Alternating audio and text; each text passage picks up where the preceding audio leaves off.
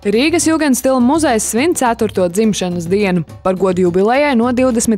līdz 28. aprīlim muzejā notiks svētku nedēļas pasākumu, kuru centrālais notikums būs latviešu mākslinieka Jūlijas Traumas akvareļu prezentācija. Muzeja dzimšanas dienā sarīkojumā 25. aprīlī būs iespējams iepazīties ar iepriekš neizstādītiem mākslinieku darbiem, kā arī atskatīties uz Jugendstila muzeja izaugsmi gadu gaitā.